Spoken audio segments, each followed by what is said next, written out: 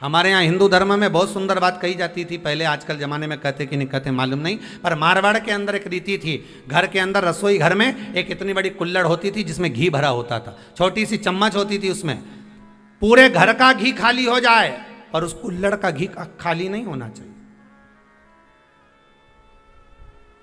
नानी भाई का मायरा सुना है आप लोगों ने? अगर नानी भाई का मायरा सुना होगा तो नानी भाई के मायरे में नरसिंह मेहता जी की जो दादी के प्राण छूटे थे वो केवल इसी बात पे छूटे थे। अगर नानी भाई का मायरा सुना होगा तो आपको मालूम होगा, नानी भाई के मायरे में जब नरसिंह मेहता भोजन करने के लिए बैठे तो नरसिंह मेहता की भाभी दुरत गौरी ने कह दिया दादी के सामने, जब दादी बोली क्यों इसकी रोटी में घी नहीं लगा, तो कहा कुल्हड़ का घी समाप्त हो गया है, रसोई घर में जो बाटकी रखी थी उसका घी समाप्त हो गया। जय कुंवर भाई को चिंता लग गई, आंखों से अश्रु बहने लगे और जय कुंवर भाई नरसिंह मेहता की दादी प्राणों को छोड़ दी कि मेरे रसोई घर का घी समाप्त हो गया, मतलब ये घर अब बर्बाद होने में देरी नहीं लगेगी।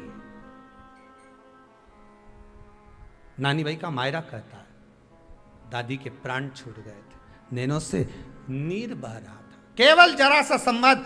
शास्त्र कहता है घर के रसोई घर में जिस बाटकी से आप रोटी पर घी लगाते उसकी बाटकी में भले आधा चम्मच घी पड़ा पर पड़े रहना चाहिए। क्यों? वो लक्ष्मी को घटने नहीं देता। जिस दिन बाटकी मंज जाए, साफ हो जाए, उसी दिन उसको धोकर पोंछ कर वापस भर देना चाहिए। अगर बाटकी गंदी हो गई तो आप धो पोछो, मना नहीं है, पर उसको धोने पोंछने से पहले एक कटोरी में घी भर दो, चम्मच रख दो। पर रसोई घर में बाटकी में घी होना चाहिए और उसमें आप डालते रहो और लगाते रहो, रोटी में चलेगा, पर बाटकी का घी समाप्त नहीं होना चाहिए, कुल्हड़ का घी समाप्त नहीं होना चाहिए। वो बरकत है, वो भंडार है, वो संपदा है हमारी।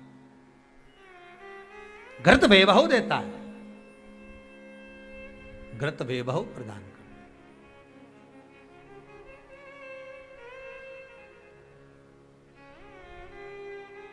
घृत वैभवता देता है। कितना सुंदर कहा है। शंकर भगवान के शिवलिंग पर घृत चढ़ाने के बाद आपने दही चढ़ाया शिव जी को, ठीक है, आपने दूध चढ़ाया, जल चढ़ाया, दही चढ़ाया, शहद चढ़ाया, शक्कर चढ़ाई, मिष्ठान चढ़ाया, जो भी आप शिव जी को चढ़ा रहे हो उसमें से केवल एक पदार्थ, एक वस्तु, घी, शंकर के शिवलिंग पर चढ़ाने के बाद में उसी शिवलिंग का घृत, जहां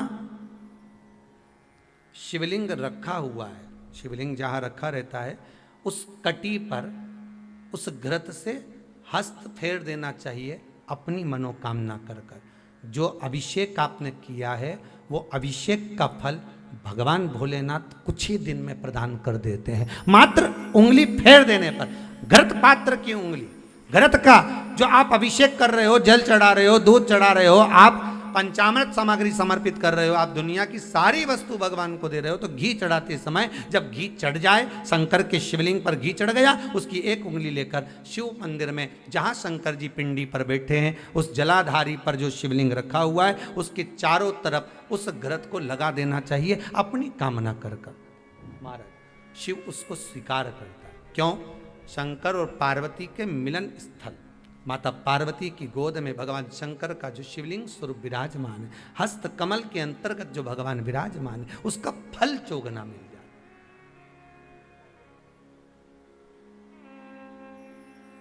शक्तिपीठ नाम सुना है? अरे बोलो तो, जितने लोग कथा सुन रहे, शक्तिपीठ नाम सुना है? शक्तिपीठ का मतलब क्या होता है? जहां पर माता सती के अंग के टुकड़े होकर गिर पड़े वो शक्तिपीठ के रूप में निर्मित हो गए। तो जितनी भी शक्तिपीठ होती है उन शक्तिपीठ में आप लड्डू चढ़ाएं, पेड़ा चढ़ाएं, वस्त्र चढ़ाएं, आभूषण चढ़ाएं, सोना चढ़ाएं, चांदी चढ़ाएं, मुद्रा चढ़ाएं, आपकी मर्जी पड़े करोड़ों रुपए चढ़ाएं, मना नहीं है। पर शक्तिपीठ का दर्शन करने जब जाएं तो कम से कम थोड़ा साथ में गाय का घृत, असली घी साथ में लेकर अवश्य जाएं। क्यों? शक्तिपीठ पर भी घी समर्पित करने से मनोकामना पूर्ण हो जाती है। आप आएंगे शक्तिपीठ का दर्शन करके और मनोकामना पूर्ण होना है। मात्र शक्तिपीठ। आप चढ़ाएं वस्तु, ढेर चढ़ाएं, आप सोना चांदी अंबारियों में धन दौलत सब चढ़ाएं, पर साथ में आप चुनरी चढ़ा रहे हैं, साड़ी चढ़ाएं, घृत भी दीजिए, घृत भी प्रदान।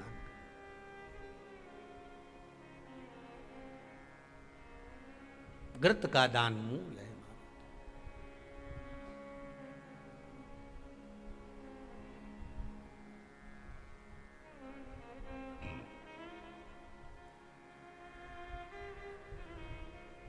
तुमने ही जल थल बनाया,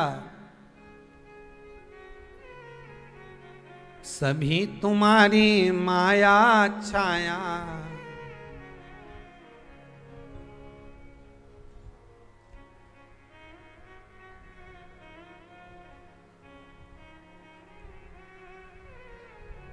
भगवान शिव औघड़ दयालु।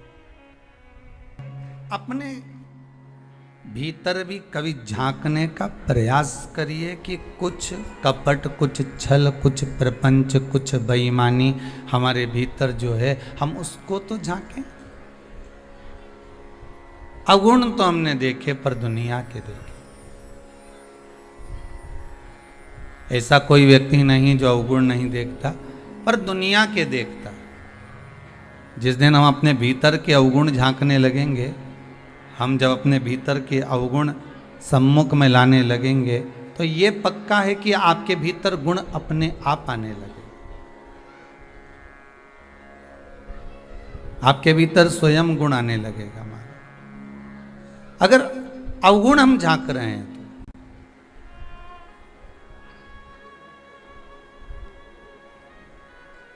महाराज, किसी ने बड़ा सुंदर कहा है, अगर नाथ देखोगे अवगुण हमारे, तो फिर हम कैसे लगेंगे भव से किनारे। संपूर्ण मनुष्य का जो शरीर है, मानव की जो देह है, वह अवगुणों से तो भरी है। आज एकादशी है, 5 कर्मेंद्री, 5 ज्ञान इंद्री और 1 मन, ये 11 इंद्रियों को वश में करने का महीने भर में 2 बार एकादशी आती है, शुक्ल की, कृष्ण की। और दोनों एकादशी का एक ही बात कहती है कि आप अपनी इंद्रियों को वश में करिए, 5 कर्मेंद्री को, 5 ज्ञानेंद्री को और 1 मन को। और बहुत सुंदर बात की, अगर इन 10 इंद्रियों को वश में नहीं कर सकते, 5 कर्मेंद्री को भी वश में नहीं कर सकते, 5 ज्ञानेंद्री को भी वश में नहीं कर सकते, तो 1 इंद्री बता दी, वो है मन। इस मन को थोड़ा सा साध लीजिए, भगवान के चरणों में ले जाकर छोड़ दीजिए, भगवान उस इंद्री को साधेगा, तो बाकी की जो इंद्रियां हैं वो अपने आप संवर जाएगी, अपने आप। एक इंद्री अपने मन की,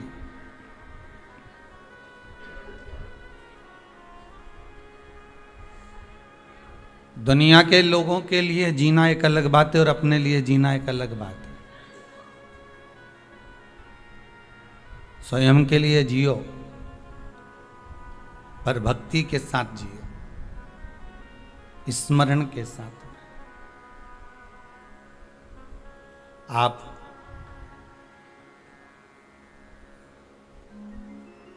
सबसे पहले दुनिया के लोगों को यही बात अड़ जाती है कि लोग क्या कहेंगे अगर मैंने मंदिर जाऊंगा, तिलक लगाऊंगा, चंदन लगाऊंगा, रुद्राक्ष की माला पहनूंगा, लोग क्या कहेंगे।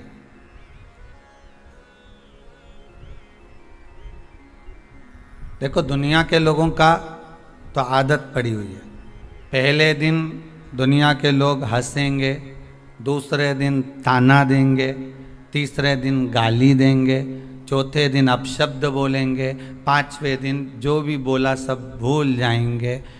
इनके चक्कर में रहोगे तो जिंदगी नरक में चली जाएगी। अपने को फिर निवेदन है, किसी के चक्कर में नहीं पड़ना, अपने को पड़ना महादेव के चक्कर में। देव अधिदेव महादेव के, बस उसके चक्कर में अगर पड़े रहे तो कोई केम ही ना तुमसे कि तुम बताओ इतना चंदन लगा के कहाँ जा रहे हो, तुम तो पूरे बाबा जोगी बने जा रहे हो। क्या बात है, क्या मिश्रा जी की कथा में बहुत बहुत डूब गए हो। तो दुनिया के लोग तो खूब ताना देगा रे।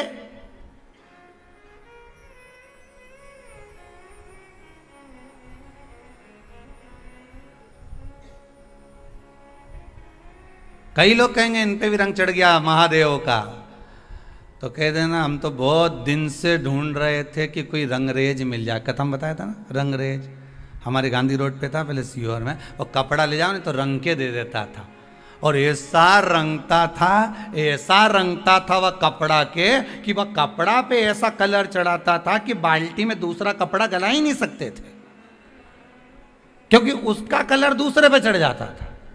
बस अगर तुमसे कहनी कि बताओ कहाँ का रंग चढ़ गया, तो कहते ना वो देवाधिदेव महादेव का चढ़ा है। ऐसा कपड़ा रंगा, ऐसा रंगा, वो एक की रंग में ऐसा रंगाया कि पूरा विश्व उसी रंग में देव अधिदेव महादेव के रंग गया। बस शंकर के रंग में एक बार जो रंग गया उसने 50 को रंगा दिया। बस यही क्रम है हमारा, 50।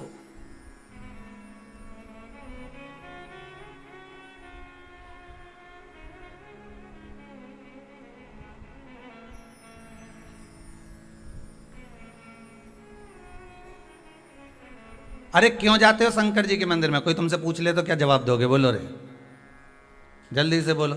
जितने आस्था के सामने बैठे हो, कथा सुन रहे हो, फेसबुक यूट्यूब पर श्रवण कर रहे हो, जितने भी कथा का रसपान कर रहे हैं, दिल से बोलो। अगर कोई तुमसे पूछ ले मंदिर काय के लिए जाते हो, तो क्या जवाब दोगे? अरे महाराज भगवान की पूजन करने जाते हैं, दिया लगाने जाते हैं, आरती करने जाते हैं, भगवान को दोक लगाने जाते हैं, भगवान को प्रणाम करने जाते हैं, भगवान को नमन करने जाते हैं। अच्छा, पर शिव पुराण तो कहती है कि मंदिर क्यों जाया जाता है, किस लिए जाते हैं? तो कहा मंदिर केवल भगवान को तुम नमन करने नहीं जा रहे हो, भगवान को प्रणाम करने नहीं जा रहे। प्रणाम तो तुम घर के मंदिर में भी कर लेते हो। बोलो तो सही है कि गलत है? घर के मंदिर में भी नमन कर लेते हो। फिर मंदिर क्यों जा रहे हो?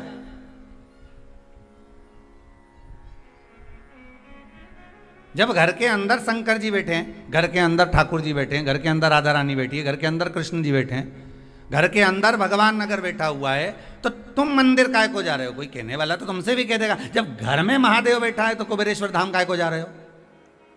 कोई कहने वाला कहेगा फिर उज्जैनी काय को, महाकाल काय को, विश्वनाथ काय को, वृंदावन काय को, मथुरा काय को, अयोध्या काय को। दुनिया के लोग कहने वाले तो तुमसे कोई भी प्रश्न कर देगा कि जब घर में भगवान बैठा हुआ है तो यहां जाने की जरूरत क्या है? क्या जरूरत है?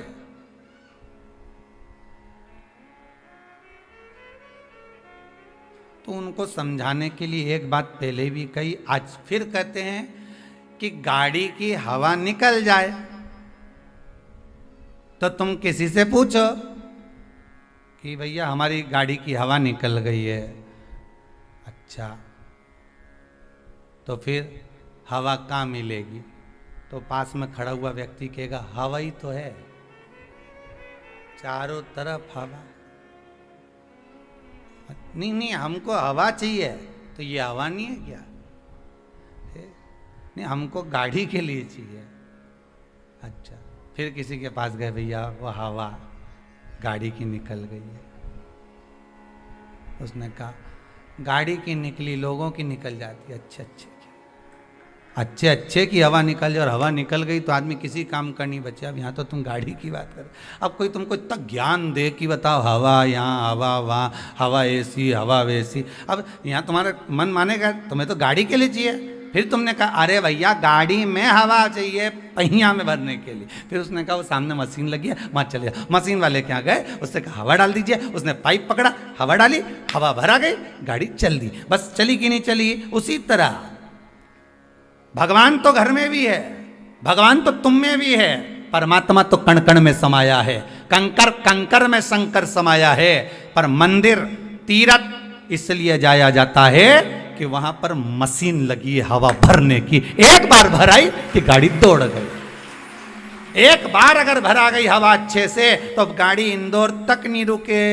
इंदौर तो इंदौर, वापिस सीहोर आ जाओ, नहीं फिर इंदौर चले जाओ, 2-3 बार काम कर जाए। एक बार की हवा, बस एक बार अगर तुम अयोध्या चले गए, एक बार मथुरा चले गए, एक बार काशी चले गए, एक बार उज्जैनी चले गए, एक बार भगवान का दर्शन करने पहुंच गए, एक बार तुम परमात्मा की चौखट पर पहुंच गए, एक बार तुम भगवान के मंदिर पहुंच गए, एक बार तुम शंकर की चौखट पर पहुंच गए, एक बार यदि तुम भगवान की भक्ति में डूब गए, फिर तो भगवान जानता है कि कौन सी हवा भरता है कि गुब्बारा उड़ते ही जाए, उड़ते ही जाए, उड़ते ही जाए।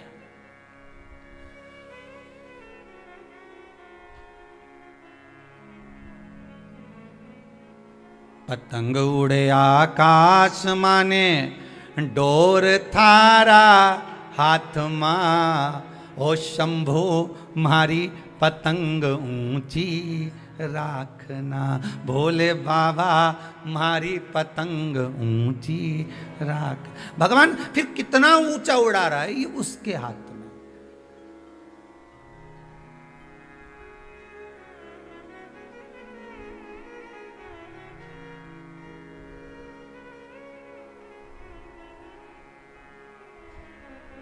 आज इंदौर से कोई एक बालक आया हुआ था, गया शायद, दिख नहीं रहा, तो वो कह रहा था, हमने पूछा कैसे आना हुआ, बस आना था, इधर से भोपाल जा रहा था तो यहाँ आया। अच्छा, नहीं किसी ने तो भेजा होगा, ऐसे तो तू आ ही नहीं सके, ये तो पक्का।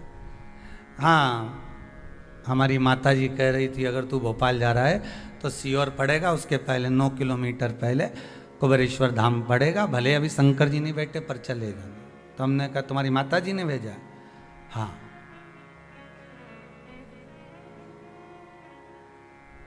किस काम के लिए जा रहे थे? डॉक्टर को दिखाने जा रहे हैं भोपाल। अच्छा, उनसे समय लिया हुआ, तो फिर यहाँ काहे को आ गए? बस हमने कहा एक बार यहाँ से मिलते हुए चले जाए। तो फिर डॉक्टर का समय कितनी बजे का है?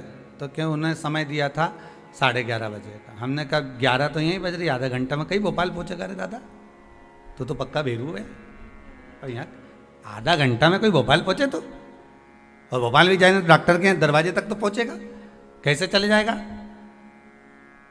अरे गुरुजी क्या बताएं, माता जी ने तो कहा था, और हम सोचे थे कि आती समय जाएंगे कुबेरेश्वर धाम। फिर बात ये हो गई कि डॉक्टर साहब के यहाँ से फ़ोन आया कि डॉक्टर साहब के यहाँ कोई मेहमान आए, और मेहमान आए तो वो 1.5 घंटे 2 घंटे बाद मिलेंगे। तो हमने सोचा पहले कुबेरेश्वर धाम ही हो जाए। हमने कहा अब तेरी माता जी ने नहीं भेजा, अब तुझी माता जी ने नहीं भेजा है, अब भेजा किसने? मैग्नेट है, चुंबक खींच लेती है।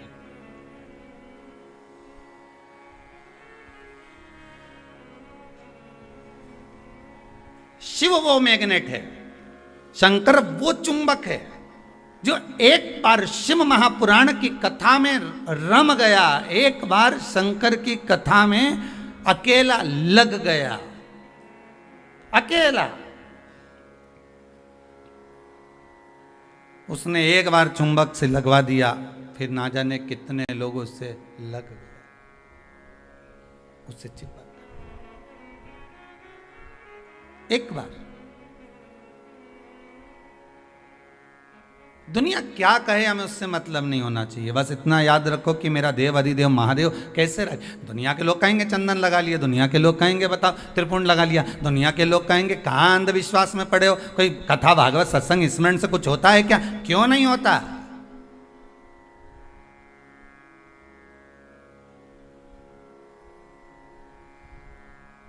अगर विश्वास प्रबल है तो भगवान मिलता जरूर है।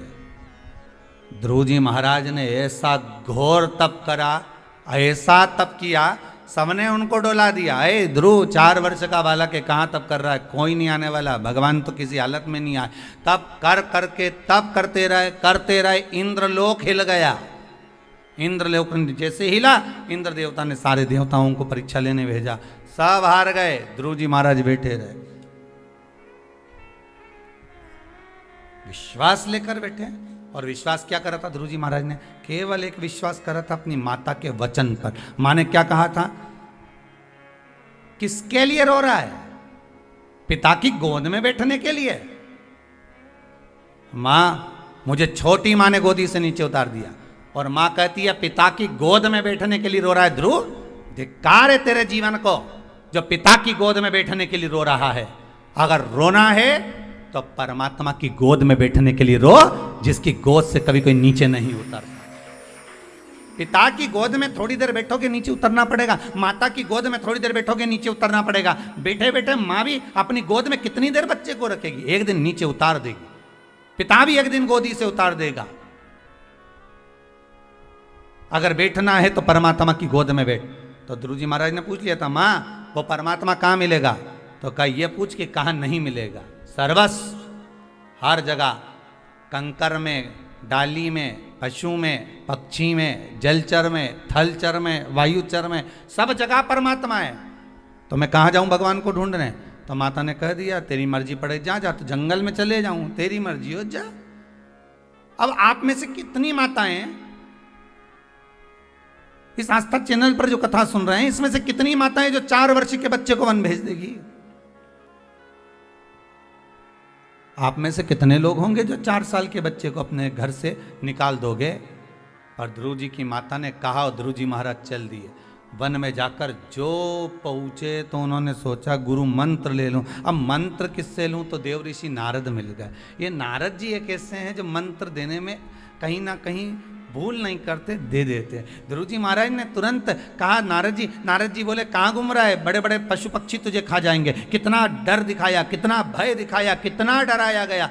माना क्या? क्योंकि विश्वास प्रबल था कि मेरी माता ने कहा है भगवान की गोद में बैठना है तो बैठकर मानूंगा। अगर आपका लक्ष्य पक्का है कि मुझे नौकरी करना है, मुझे सर्विस करना है, मुझे व्यापार करना है, मुझे व्यवसाय करना है, दुनिया के लोग तो कहेंगे ये वाला बिजनेस डालोगे तो घाटा लग गया, हम तो इतने दिन से व्यापार कर रहे हैं, घाटा ही घाटा लग रहा है। कभी तुमने विचार करा कि घाटा क्यों लग रहा है? किसके कारण लग रहा है? घाटा लगने का कारण क्या है?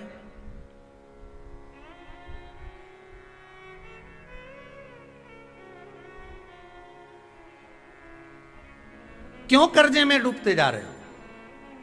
क्यों घाटे में जा रहे हो? घाटा लगने का कारण क्या है? कर्जा होने का कारण क्या होता है मालूम है आपको?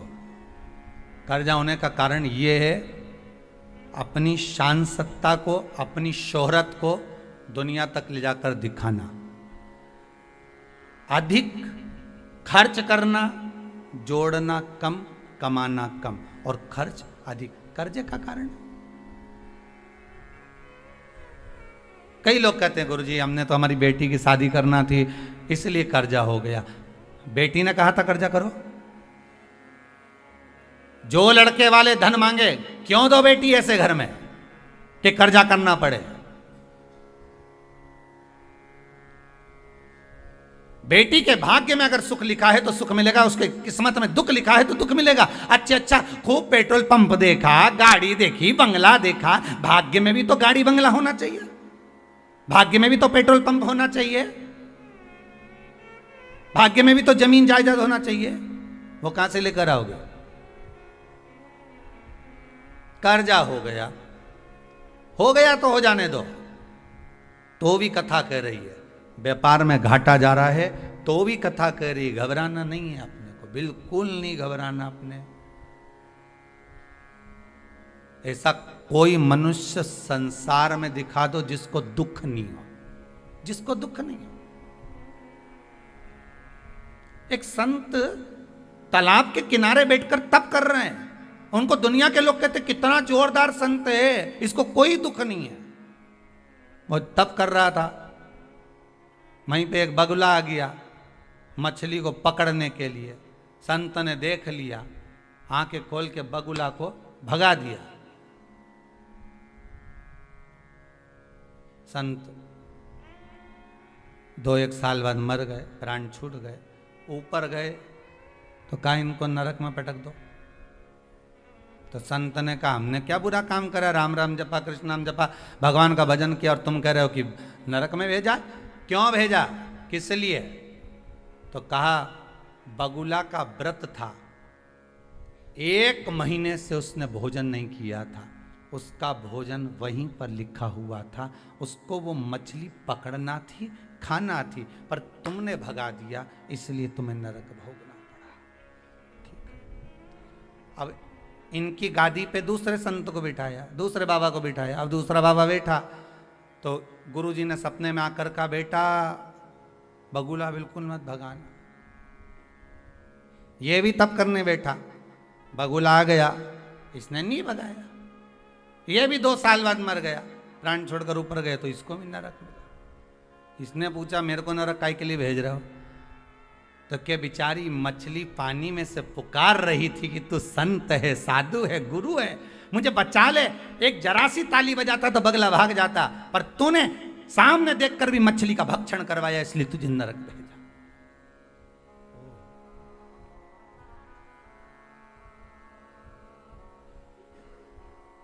इसकी गादी पे तीसरे संत को बिठाया।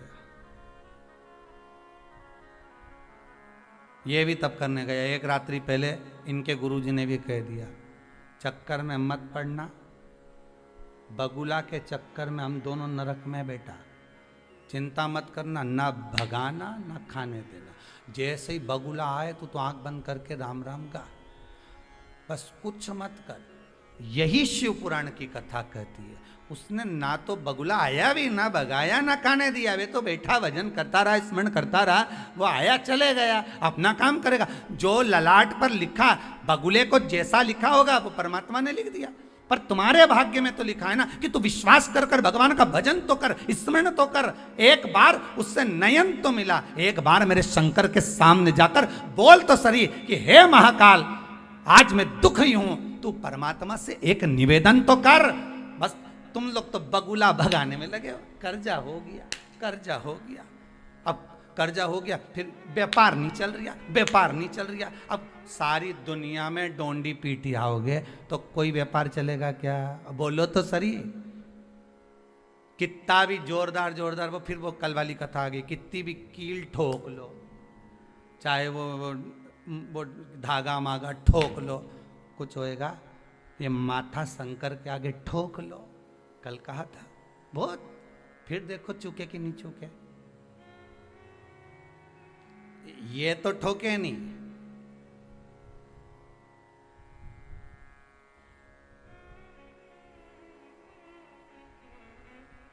हम तो बड़े दुखी हो गए गुरुजी, इतने दुखी कि मर जाए तो क्या करे। तो मर भी जाओगा तो करोगा क्या? आना तो पड़ेगा, वापिस जन्म लेना पड़ेगा, फिर पुनरपि जननम पुनरपि मरणम। का मतलब है? इसलिए पूरी ड्यूटी करके जा।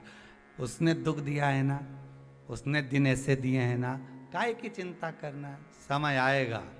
विश्वनाथ पर भरोसा रखना, श्री शिवाय नमस्तुभ्यम का जाप करना।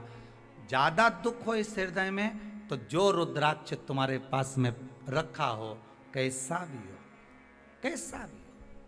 अब कई लोग कहते हैं महाराज जी ये रुद्राक्ष प्लास्टिक का है क्या, ये असली है क्या, ये नकली है क्या? आधे से ज्यादा लोग तो संशय में पड़े हैं।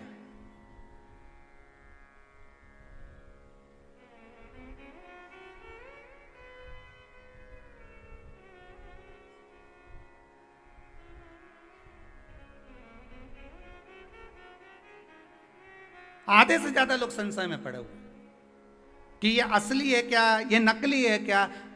अरे नकली भी है ना, विश्वास तो असली है। अरे बोलो तो सही, विश्वास तो असली है। जहर का प्याला राणा जी ने ला कर दिया। मीरा भाई कहती है, वारे प्रभु आज सवेरे सवेरे खीर मिल गई, गजब करा रे मेरे सावरिया। अब राणा जी तो मुस्कुरा के बोल रहे, इतना हलाहल विष दिया है मीरा को। और मीरा कह रही, आज भगवान के भोग लगाने के लिए खीर आ गई है। कौन सा त्योहार है आज जो खीर आई है? तो मीराबाई के याद आया, त्योहार में बार तो कुछ भी नहीं है, पर बना ली होगी खीर, इसलिए प्रसाद में आ गई। मीराबाई ने वही विश्वास था, भगवान के सामने रख दिया, कटोरा लेके बैठ गई और सांवरिया जी से क्या खाओ। तो रुक्मणी जी पूछ रही, प्रभु आज तो आपने मीरा जी के यहाँ जाने में बहुत देरी कर दी। भगवान बोले, जाने में देरी नहीं करूं तो क्या करूं? ये तो पूतना की बेन बने जा रही। एक आई थी पूतना, तुरंत आई, विष पिलाना चालू कर दी, और ये आई तो खीर का कटोरा ले आई। बताओ अब क्या करूं? तो रुक्मणी जी बोली कि पूतना को भी तो आपने मातृत्व लोक दिया था, तो मीराबाई के लिए क्या कुछ नहीं कर सकते?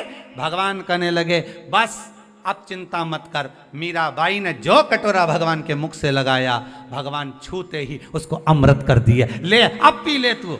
और मीरा ने पिया। विश्वास था जहर अमृत बन गया, कर्जा हो गया अमृत हो जाएगा। दुकान नहीं चल रही, व्यापार नहीं चल रहा, अरे करो तो सही। जो रुद्राक्ष है उसको 5 दिन 7 दिन घृत में गाय के घी में डाल के रख दो। उसको गौ माता के घी में डाल के तो रखो उस रुद्राक्ष को।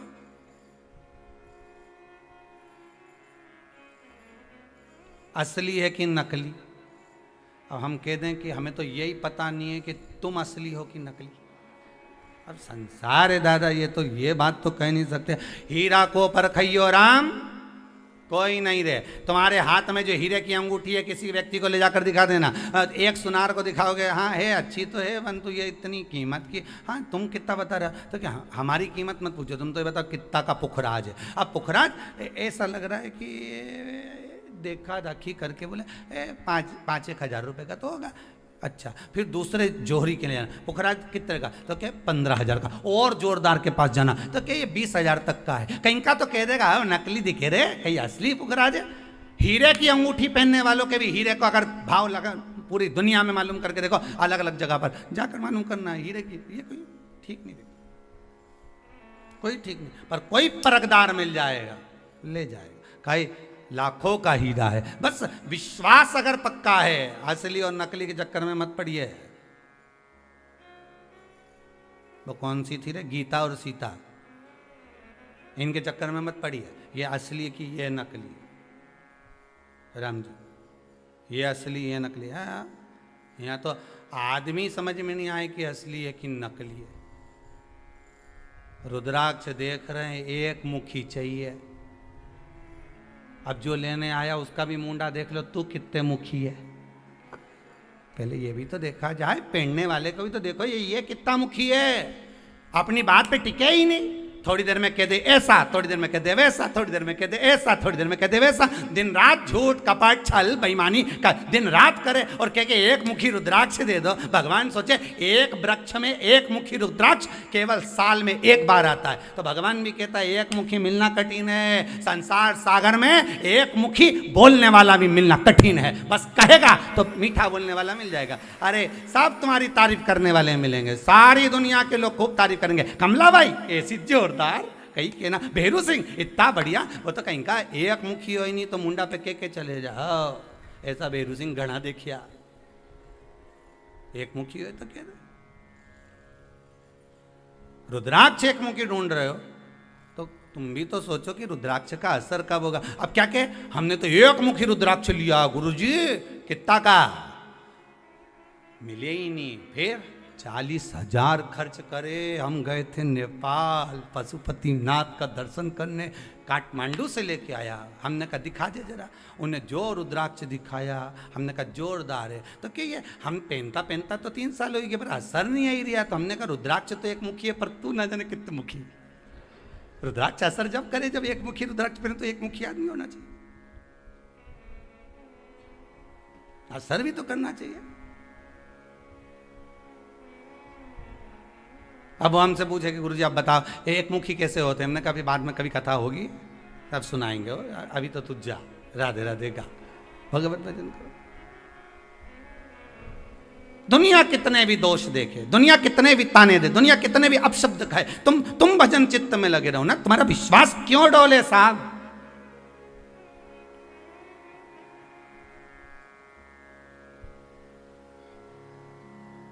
तुम्हारा भरोसा क्यों डोलना चाहिए, तुम्हारा विश्वास क्यों डोलना चाहिए।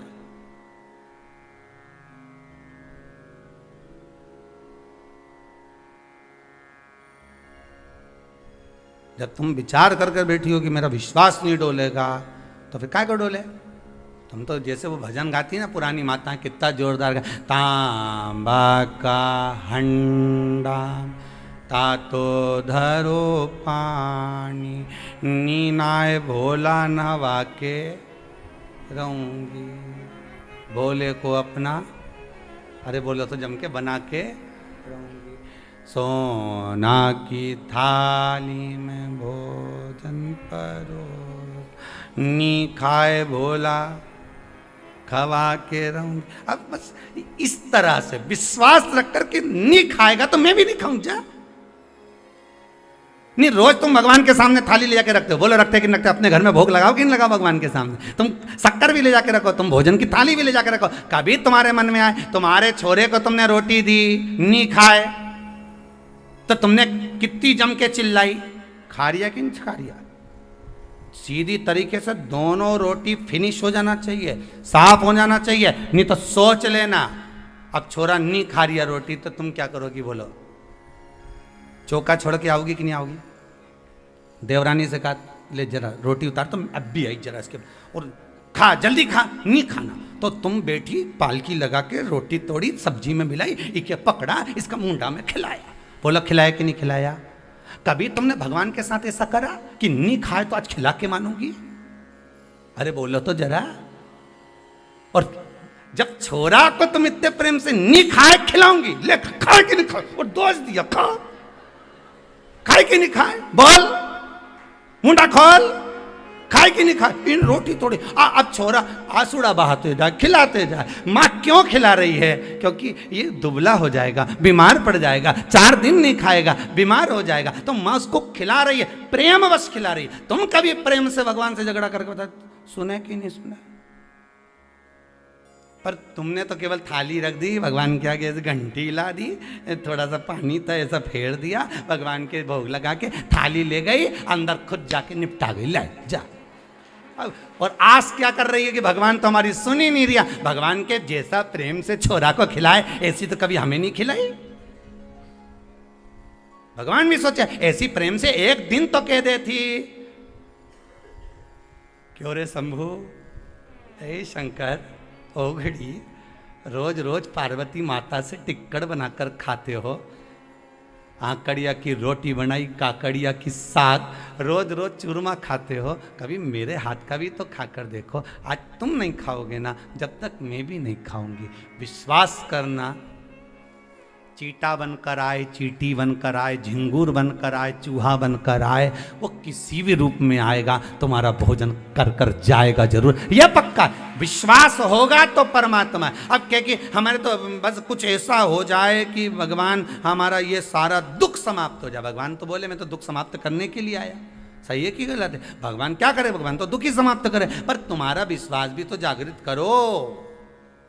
कभी तो क्यों, जैसे छोरा के क्यों कि खाए कि नहीं खाए, कभी तो क्यों ओके कितने प्रेम से खिलाए। रसोई घर छोड़ के आ गई, 10 काम छोड़ा, पटका, तब जाके उसको खिलाया। और नहीं खाए तो भी नहीं खाए तो उसके मिस मिस के खूब मुंडा में भर भर के खिलाया। भगवान भी ऐसी आस लगा के बैठे कि हूं तो तेरा ही, एक दिन तो दिल से खिला। तेरे यहाँ शादी होती है, सारे मेहमानों के लिए हाथ जोड़ जोड़ कर पूरी रात के 8 बजे से लेके 11-12 बजे तक, जब तक मेहमान आए हाथ जोड़ के खड़ा रहे, लो साफ खाओ, लो साफ खाओ, आओ साफ खाओ, आओ साफ खाओ। कभी मेरे सामने आकर बस एक बार थाली रख के यूं ही कह देता कि प्रभु बहुत दिन हो गए रे, आ और मेरे यहाँ पा, तो मैं दौड़ कर आ जाता। दुर्योधन के मेवा त्यागे, साग विदुर घर खाई, सबसे ऊंची प्रेम सगाई। वो 56 भोग छोड़कर दुर्योधन के घर का वहां पहुंच गया, तो तुम्हारे यहां नहीं आएगा?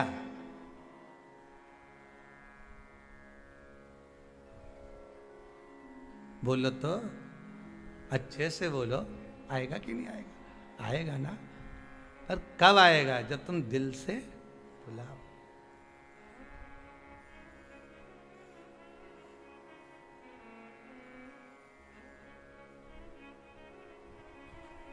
दिल से जब बुलाओगे। और जिस दिन तुमने दिल से बुला लिया, जिस दिन तुमने भाव से बुला लिया, जिस दिन तुमने चित्तवृत्ति से बुला लिया, उस दिन परमात्मा क्यों ना आए?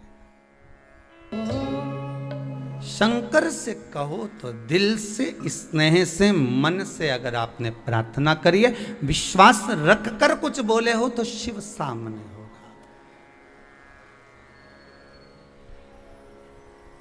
अब दिल से पुकारोगे तो क्यों ना भगवान आएगा भाई।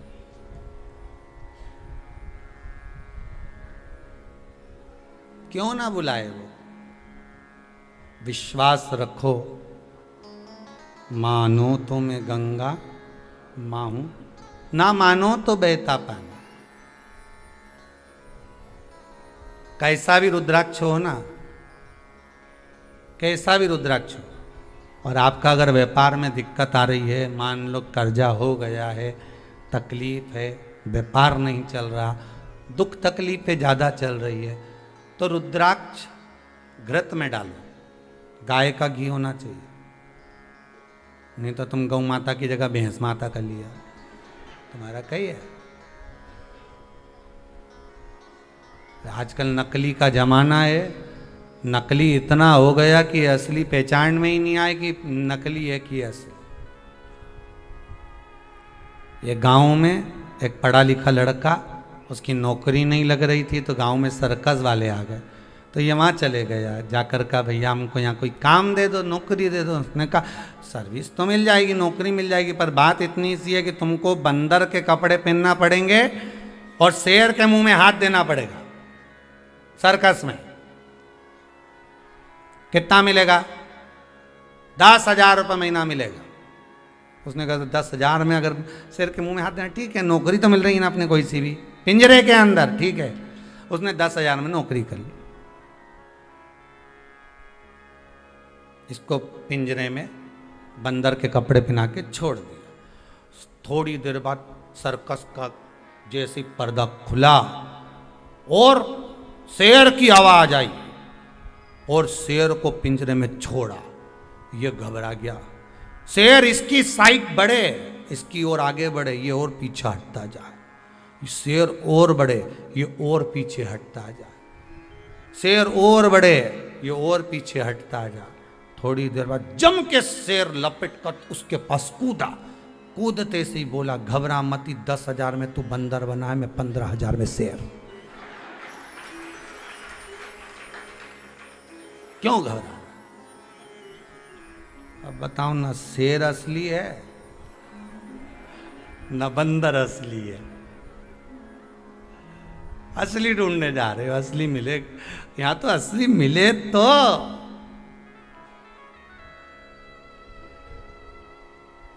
मिलना बहुत कठिन है। असली घी नहीं मिल रही है लोगों को, तो असली गुरु ढूंढने चले। हम तो असली गुरु जी ढूंढने निकले हो। रामकृष्ण परमहंस जी से पूछा था स्वामी विवेकानंद जी ने, असली गुरु कितने? तो उन्होंने राई ली, सरसों, बालू रेत पे डाल दी गंगा जी के घाट पर के, सब बीन के ला जितनी मैंने फेंकी। अब उस गुरुदेव के कहने पे बीन के लाए तो इतनी सी सरसों हाथ में आई। बस इतनी सरसों में से इतनी जो मिली है ना, बस असली इतने ही मिलेंगे, बाकी के तो सब डुप्लीकेट।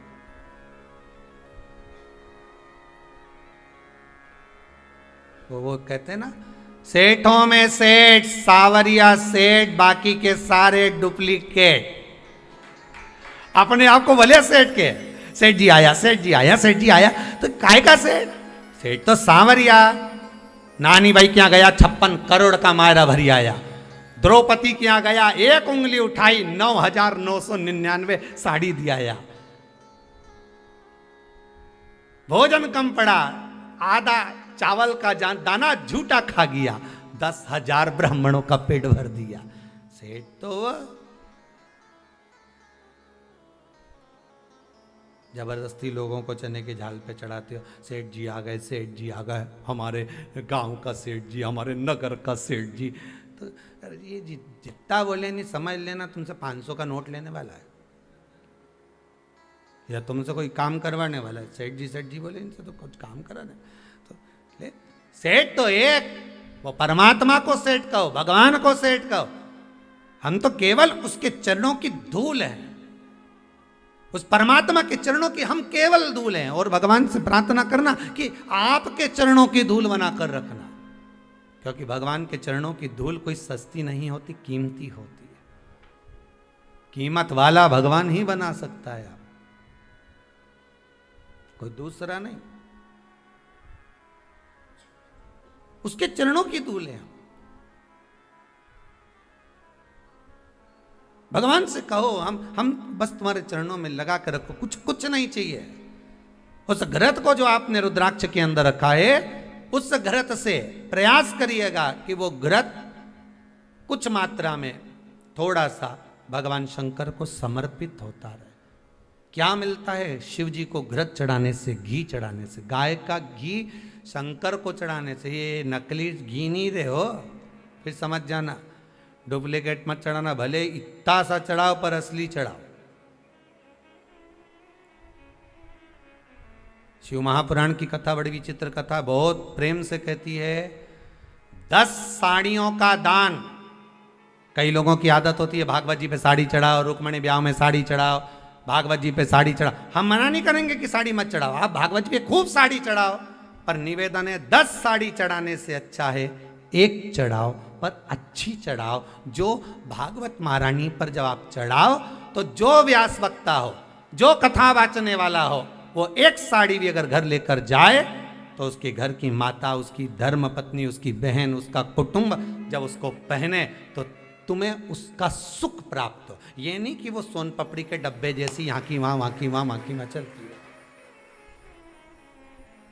और ऐसी साड़ी चढ़ा दो ने, यहाँ चढ़ी और उन्हें उसके दे दी, उन्हें उसको दे दी, उन्हें उसको दे दी, सब दूर चढ़ती चढ़ती वापिस उसी के पास पहुँच गई जिन्हें चढ़ाई थी।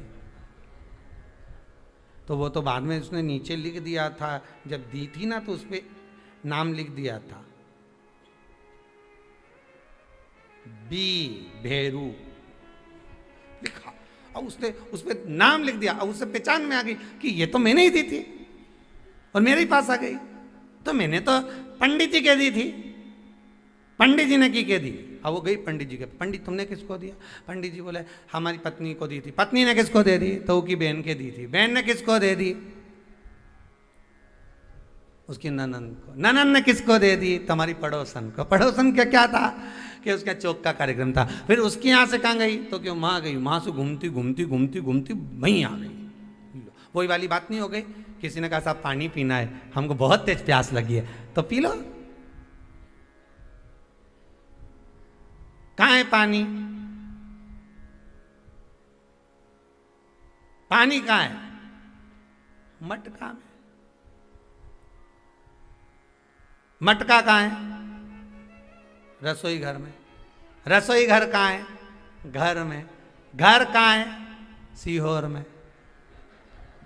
सीहोर कहाँ है? मध्य प्रदेश में। मध्य प्रदेश कहाँ है? भारत में। भारत कहाँ है? सृष्टि। ऐसी हो। पृथ्वी कहाँ है? पानी में। पानी कहाँ है? मटके में। अब घूमा इतना घूमा और घूम के वहीं मटके में। अब इतना पूछने की क्या जरूरत थी? उसने कहा पानी पीना, चले जाता मटका में पी के जाता, बस पूरा पूछेगा कहाँ है, जा घूम के वहीं पहुंच गया।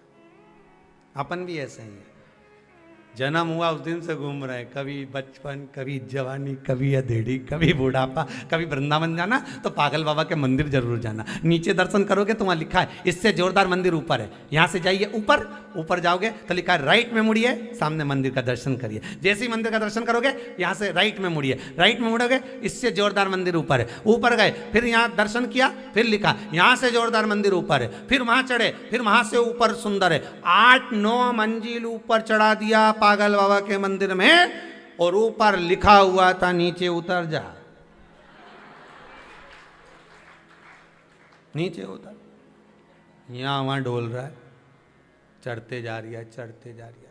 वो पागल बाबा नहीं था, उनके बराबर कोई समझदार नहीं होगा जिसने दिखा दिया कि उन्नति की सीढ़ी पर कितने भी चढ़ जाओ, अंत में भगवान के चरण नीचे हैं, उसको भूल मत जाना। वो पकड़ कर रखो, चढ़ाने वाला चढ़ाते रहेगा। उस चरण को अगर पकड़ लिया तो उन्नति की सीढ़ी पर तो तुम चढ़ते रहोगे। अब चढ़ते गए, चढ़ते गए, चढ़ते गए, आखिरी में लिखा नीचे उतर, चरणों में जा। जब आखिरी में चरणारविंद मिल जाएंगे तो जीवन सार्थक है।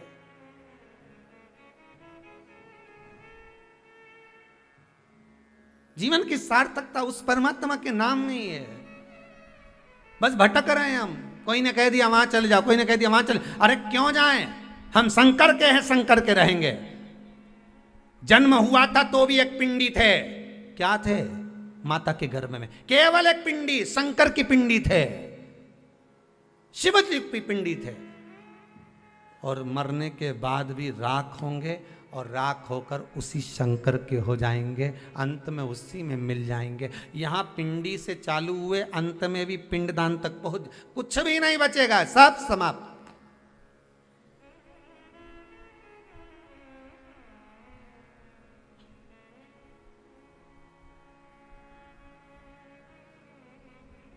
कहां दौड़े, कहां जाए? विश्वास शंकर का होगा तो सुख मिलेगा। एक रुद्राक्ष भी अगर आपने दिया तो गाय के घी में, गौ माता के घृत में उसको डुबा कर रखिए। 5 दिन तक रखो उसको, 7 दिन तक रखो उसको। शंकर को वो घी समर्पित करिए। घी शिव को क्यों चढ़ाया जाता है? शिव महापुराण की कथा कहती है, जब व्यक्ति का कोई कार्य अटक गया हो, कर्जा मस्तक पर बढ़ रहा हो, व्यापार व्यवसाय में जब वृद्धि ना हो रही हो, भीतर की शक्ति समाप्त हो गई हो, सोच सोच कर डिप्रेशन की जब गोलियां खाना पड़ रही हो, कुछ अच्छा ही नहीं लग रहा हो, तब शंकर को घृत का लेपन कर दिया जाता है। कौन सा घृत? जिसमें रुद्राक्ष। रुद्राक्ष 5 दिन तक क्यों रखे रहना चाहिए? किस कारण? आप वैसे भी घृत चढ़ा सकते हो, पर अगर कोई विशेष कार्य के लिए चढ़ा रहे तो रुद्राक्ष का घृत, रुद्राक्ष का जल, बेलपत्री की जड़ का जल। ध्यान दीजिए, बहुत बहुत चीजें हैं शिव महापुराण में।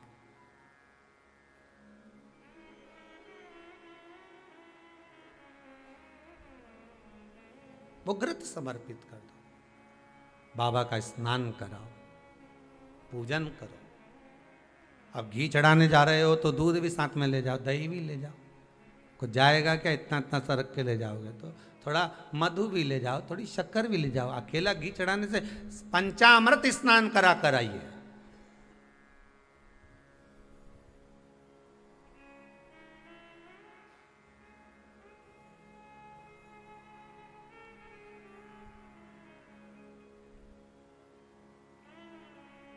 पंचामृत स्नान।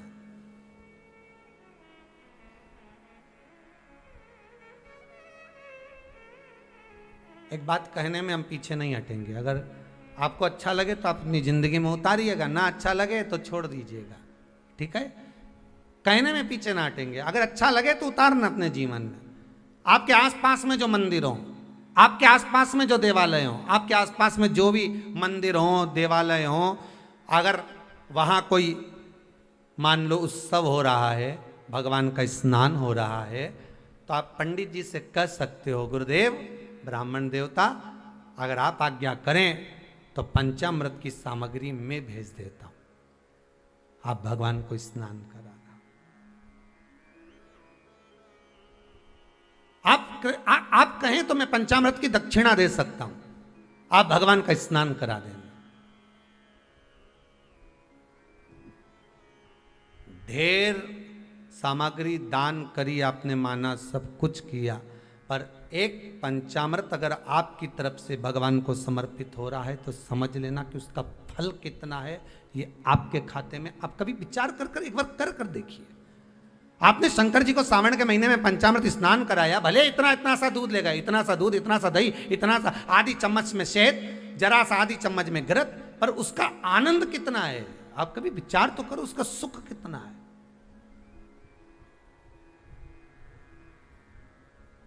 वो सुख कितना है?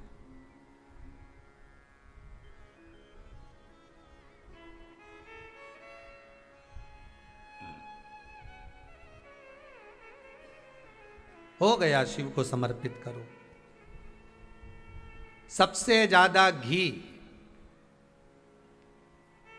12 ज्योतिर्लिंग में से कौन से ज्योतिर्लिंग पर समर्पित होता है? श्री केदारनाथ जी। कहां समर्पित होता है? केदारनाथ। घृत समर्पित।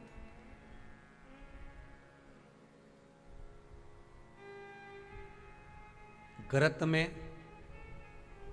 कितनी प्रबलता रहती होगी, जरा विचार करिएगा। मेरे शंकर का घर बद्रीनाथ, आपको पहले कथा कही है, कभी आपने सुनी भी होगी। मेरे शिव का अगर कोई घर है तो वो बद्रीनाथ जी है। वो तो भगवान नारायण भ्रमण के लिए आए थे, तो लक्ष्मी जी को वो अच्छा लगा था, तो लक्ष्मी जी ने उसको पाने का प्रयास करा था। तो भगवान विष्णु बाल्यावस्था धारण कर कर अलकनंदा के तट पर रोने लगे थे, तो भगवान माता पार्वती ने उनको गोदी में उठा लिया था। पूरा बद्रीश भगवान विष्णु को दे दिया गया, मेरे नारायण को मिल गया, मेरे नारायण को प्राप्त हो गया। जब श्री बद्रीनाथ भगवान विश्राम करते हैं, पट जब बंद होते हैं, तो मेरे नारायण के हृदय से बाहर जो लक्ष्मी जी का मंदिर है, वहां से लक्ष्मी जी को लाकर हृदय से लगाया जाता है, और भगवान को एक कम्मल पूरा घी में उसको लपेट कर पूरे घृत में उसको लगाकर, गौ माता के घृत में उसको लगाकर नारायण को भगवान शिव का स्मरण कर कर लपेटा जाता है। भगवान नारायण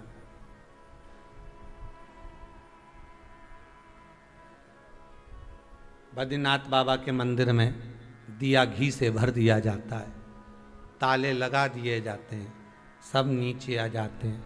जब अक्षय तृतीया के समय पर पट खोलते हैं, बाबा का कम्मल घृत से जुड़ा हुआ वैसा कि वैसे ही घृत भरा हुआ, घृत में स्थिरता है, घर में घृत के अंदर लक्ष्मी का भाव आ जाता है। सबसे पहले दुनिया के लोगों को यही बात अड़ जाती है कि लोग क्या कहेंगे अगर मैंने मंदिर जाऊंगा, तिलक लगाऊंगा, चंदन लगाऊंगा, रुद्राक्ष की माला पहनूंगा, लोग क्या कहेंगे।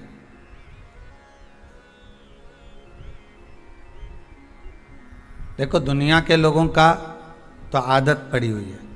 पहले दिन दुनिया के लोग हंसेंगे, दूसरे दिन ताना देंगे, तीसरे दिन गाली देंगे, चौथे दिन अपशब्द बोलेंगे, पांचवें दिन जो भी बोला सब भूल जाएंगे। इनके चक्कर में रहोगे तो जिंदगी नरक में चली जाएगी। अपने को फिर निवेदन है, किसी के चक्कर में नहीं पड़ना, अपने को पड़ना महादेव के चक्कर में। देव अधिदेव महादेव के, बस उसके चक्कर में अगर पड़े रहे तो कोई कहे भी ना तुमसे कि तुम बताओ इतना चंदन लगा के कहाँ जा रहे हो, तुम तो पूरे बाबा जोगी बने जा रहे हो, क्या बात है, क्या मिश्रा जी की कथा में बहुत डूब गए हो। तो दुनिया के लोग तो खूब ताना देगा रे।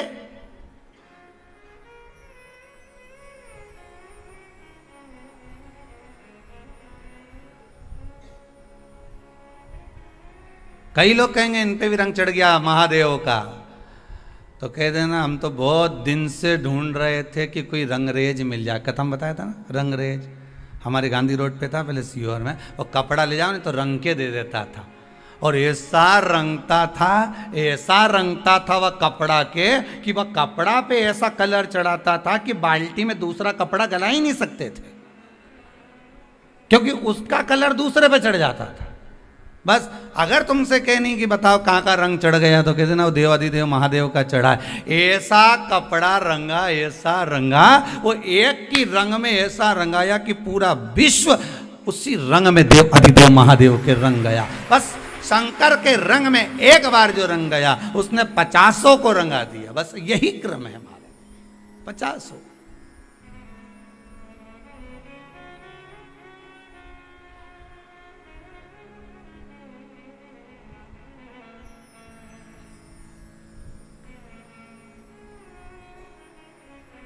अरे क्यों जाते हो शंकर जी के मंदिर में, कोई तुमसे पूछ ले तो क्या जवाब दोगे, बोलो रे, जल्दी से बोलो। जितने आस्था के सामने बैठे हो, कथा सुन रहे हो, फेसबुक यूट्यूब पर श्रवण कर रहे हो, जितने भी कथा का रसपान कर रहे हैं, दिल से बोलो। अगर कोई तुमसे पूछ ले मंदिर काय के लिए जाते हो तो क्या जवाब दोगे। अरे महाराज, भगवान की पूजन करने जाते हैं, दिया लगाने जाते हैं, आरती करने जाते हैं, भगवान को दोक लगाने जाते हैं, भगवान को प्रणाम करने जाते हैं, भगवान को नमन करने जाते हैं। अच्छा, पर शिव पुराण तो कहती है कि मंदिर क्यों जाया जाता है, किस लिए जाते हैं, तो कहा मंदिर केवल भगवान को तुम नमन करने नहीं जा रहे हो, भगवान को प्रणाम करने नहीं जा रहे। प्रणाम तो तुम घर के मंदिर में भी कर लेते हो, बोलो तो सही है कि गलत है? घर के मंदिर में भी नमन कर लेते हो, फिर मंदिर क्यों जा रहे हो?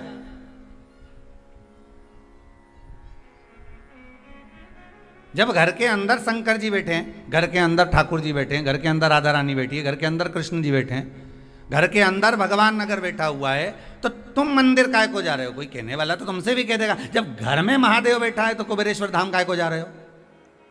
कोई कहने वाला कहेगा फिर उज्जैनी काय को, महाकाल काय को, विश्वनाथ काय को, वृंदावन काय को, मथुरा काय को, अयोध्या काय को?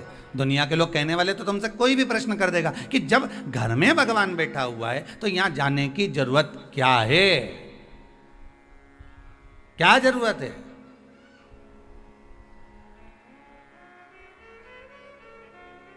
तो उनको समझाने के लिए एक बात पहले भी कही, आज फिर कहते हैं कि गाड़ी की हवा निकल जाए तो तुम किसी से पूछो कि भैया हमारी गाड़ी की हवा निकल गई है। अच्छा, तो फिर हवा कहाँ मिलेगी? तो पास में खड़ा हुआ व्यक्ति कहेगा हवा ही तो है, चारों तरफ हवा। नहीं नहीं, हमको हवा चाहिए। तो ये हवा नहीं है क्या? नहीं, हमको गाड़ी के लिए चाहिए। अच्छा, फिर किसी के पास गए, भैया वो हवा गाड़ी की निकल गई है। उसने कहा गाड़ी की निकली, लोगों की निकल जाती है। अच्छे अच्छे की हवा निकल जाए और हवा निकल गई तो आदमी किसी काम का नहीं बचे। अब यहाँ तो तुम गाड़ी की बात कर। अब कोई तुमको इतना ज्ञान दे कि बताओ हवा यहाँ, हवा वहाँ, हवा ऐसी, हवा वैसी। अब यहाँ तुम्हारा मन मानेगा, तुम्हें तो गाड़ी के लिए चाहिए। फिर तुमने कहा अरे भैया गाड़ी में हवा चाहिए पहिया में भरने के लिए। फिर उसने कहा वो सामने मशीन लगी है, वहाँ चले जाओ। मशीन वाले के यहाँ गए, उससे कहा हवा डाल दीजिए। उसने पाइप पकड़ा, हवा डाली, हवा भरा गई, गाड़ी चल दी। बस चली कि नहीं चली? उसी तरह भगवान तो घर में भी है, भगवान तो तुम में भी है, परमात्मा तो कण कण में समाया है, कंकर कंकर में शंकर समाया है। पर मंदिर तीर्थ इसलिए जाया जाता है कि वहां पर मशीन लगी है हवा भरने की। एक बार भराई कि गाड़ी दौड़ गई। एक बार अगर भरा गई हवा अच्छे से तो गाड़ी इंदौर तक नहीं रुके। इंदौर तो इंदौर, वापिस सीओर आ जाओ, नहीं फिर इंदौर चले जाओ। 2-3 बार काम कर जाए, एक बार की हवा। बस एक बार अगर तुम अयोध्या चले गए, एक बार मथुरा चले गए, एक बार काशी चले गए, एक बार उज्जैनी चले गए, एक बार भगवान का दर्शन करने पहुंच गए, एक बार तुम परमात्मा की चौखट पर पहुंच गए, एक बार तुम भगवान के मंदिर पहुंच गए, एक बार तुम शंकर की चौखट पर पहुंच गए, एक बार यदि तुम भगवान की भक्ति में डूब गए, फिर तो भगवान जानता है कि कौन सी हवा भरता है कि गुब्बारा उड़ते ही जाए, उड़ते ही जाए, उड़ते ही जाए।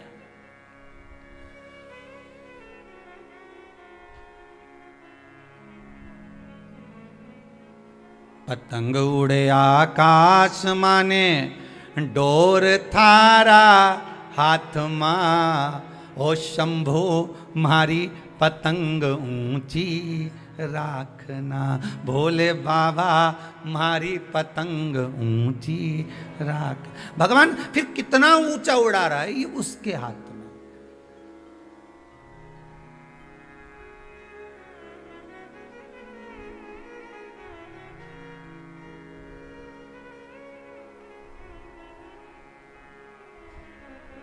आज इंदौर से कोई एक बालक आया हुआ था, गया शायद, दिख नहीं रहा, तो वो कह रहा था, हमने पूछा कैसे आना हुआ? बस आना था, इधर से भोपाल जा रहा था तो यहाँ आया। अच्छा, नहीं किसी ने तो भेजा होगा, ऐसे तो तू आ ही नहीं सके, ये तो पक्का। हाँ, हमारी माता जी कह रही थी अगर तू भोपाल जा रहा है तो सीओर पड़ेगा, उसके पहले 9 किलोमीटर पहले कुबेरेश्वर धाम पड़ेगा। भले अभी शंकर जी नहीं बैठे पर चलेगा। तो हमने कहा तुम्हारी माता जी ने भेजा? हाँ।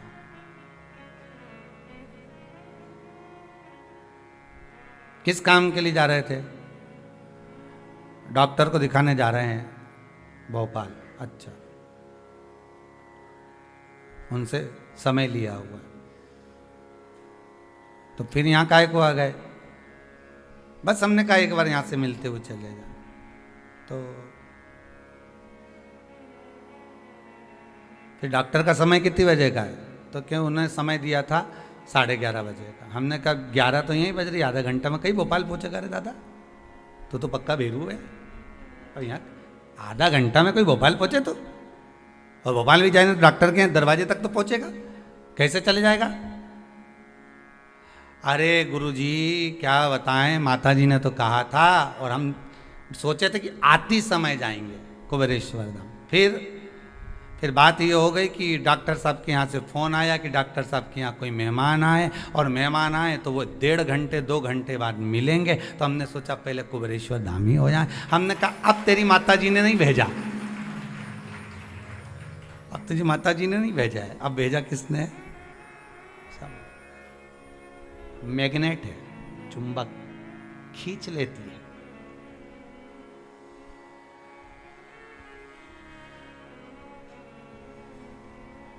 शिव वो मैग्नेट है, शंकर वो चुंबक है जो एक बार शिव महापुराण की कथा में रम गया, एक बार शंकर की कथा में अकेला लग गया, अकेला।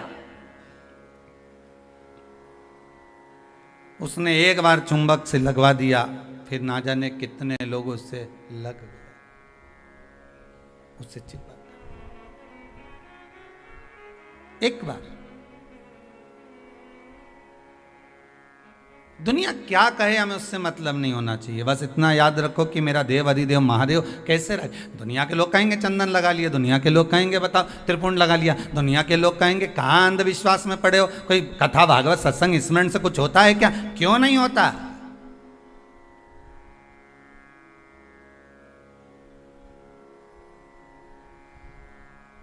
अगर विश्वास प्रबल है तो भगवान मिलता जरूर है। ध्रुव जी महाराज ने ऐसा घोर तप करा, ऐसा तप किया, सबने उनको डोला दिया। अरे ध्रुव 4 वर्ष का बालक है, कहाँ तप कर रहा है, कोई नहीं आने वाला, भगवान तो किसी हालत में नहीं आए। तप कर करके तप करते रहे, इंद्रलोक हिल गया। इंद्रलोक जैसे हिला, इंद्र देवता ने सारे देवताओं को परीक्षा लेने भेजा, सब हार गए, ध्रुव जी महाराज बैठे रहे। विश्वास लेकर बैठे। और विश्वास क्या करा था ध्रुव जी महाराज ने? केवल एक विश्वास करा था अपनी माता के वचन पर। मां ने क्या कहा था? किसके लिए रो रहा है? पिता की गोद में बैठने के लिए। मां, मुझे छोटी मां ने गोदी से नीचे उतार दिया, और मां कहती है पिता की गोद में बैठने के लिए रो रहा है। ध्रुव, धिक्कार है तेरे जीवन को जो पिता की गोद में बैठने के लिए रो रहा है। अगर रोना है तो परमात्मा की गोद में बैठने के लिए रो, जिसकी गोद से कभी कोई नीचे नहीं उतरता। पिता की गोद में थोड़ी देर बैठोगे नीचे उतरना पड़ेगा, माता की गोद में थोड़ी देर बैठोगे नीचे उतरना पड़ेगा। बैठे बैठे माँ भी अपनी गोद में कितनी देर बच्चे को रखेगी? एक दिन नीचे उतार देगी। पिता भी एक दिन गोदी से उतार देगा। अगर बैठना है तो परमात्मा की गोद में बैठ। तो ध्रुव जी महाराज ने पूछ लिया था, माँ वो परमात्मा कहाँ मिलेगा? तो कहा ये पूछ के कहाँ नहीं मिलेगा। सर्वस्व, हर जगह, कंकर में, डाली में, पशु में, पक्षी में, जलचर में, थलचर में, वायुचर में, सब जगह परमात्मा है। तो मैं कहाँ जाऊँ भगवान को ढूंढने? तो माता ने कह दिया तेरी मर्जी पड़े, जा जा, तो जंगल में चले जाऊँ, तेरी मर्जी हो, जा। अब आप में से कितनी माताएं इस आस्था चैनल पर जो कथा सुन रहे हैं, इसमें से कितनी माताएं जो 4 वर्ष के बच्चे को वन भेज देगी? आप में से कितने लोग होंगे जो 4 साल के बच्चे को अपने घर से निकाल दोगे? और ध्रुव जी की माता ने कहा और ध्रुव जी महाराज चल दिए। वन में जाकर जो पहुँचे तो उन्होंने सोचा गुरु मंत्र ले लूँ। अब मंत्र किससे लूँ? तो देव ऋषि नारद मिल गए। ये नारद जी एक ऐसे हैं जो मंत्र देने में कहीं ना कहीं भूल नहीं करते, दे देते। ध्रुव जी महाराज ने तुरंत कहा नारद जी बोले कहाँ घूम रहा है? बड़े बड़े पशु पक्षी तुझे खा जाएंगे। कितना डर दिखाया, कितना भय दिखाया, कितना डराया गया। माना क्या? क्योंकि विश्वास प्रबल था कि मेरी माता ने कहा है भगवान की गोद में बैठना है तो बैठकर मानूंगा। अगर आपका लक्ष्य पक्का है कि मुझे नौकरी करना है, मुझे सर्विस करना है, मुझे व्यापार करना है, मुझे व्यवसाय करना है, दुनिया के लोग तो कहेंगे ये वाला बिजनेस डालोगे तो घाटा लग गया, हम तो इतने दिन से व्यापार कर रहे हैं, घाटा ही घाटा लग रहा है। कभी तुमने विचार करा कि घाटा क्यों लग रहा है? किसके कारण लग रहा है? घाटा लगने का कारण क्या है?